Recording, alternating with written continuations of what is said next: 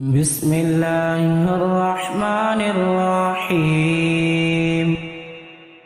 يسبح لله ما في السماوات وما في الأرض الملك القدوس العزيز الحكيم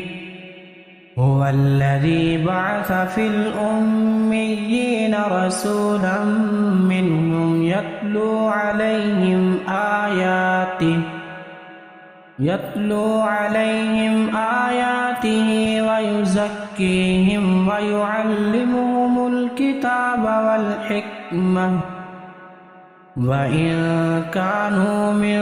قبل لفي ضلال مبين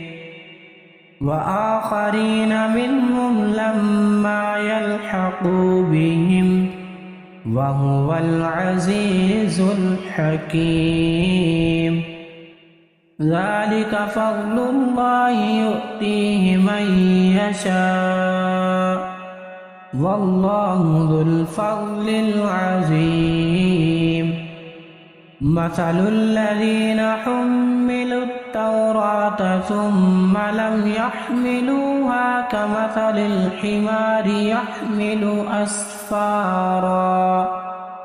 بئس مثل القوم الذين كذبوا بآيات الله والله لا يهدي القوم الظالمين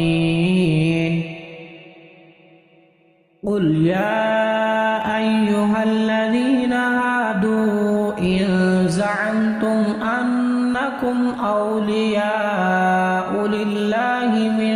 دون الناس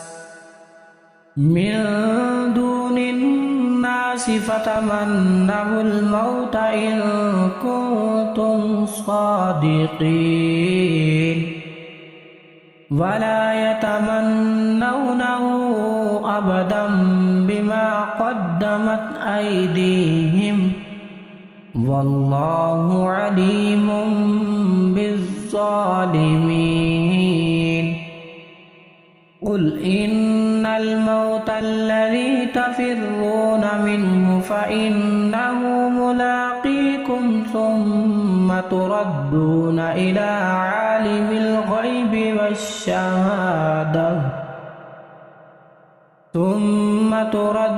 إلى عالم الغيب والشهادة فينبئكم بما كنتم تعملون يا أيها الذين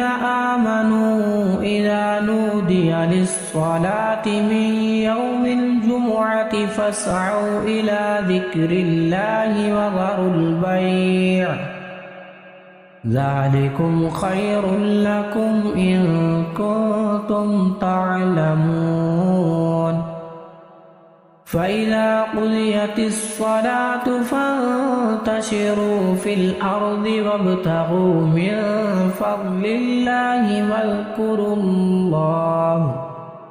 واذكروا الله كثيرا لعلكم تفلحون وإذا رأوا تجارة أو لهوا انفضوا إليها وتركوك قائما قل ما عند الله خير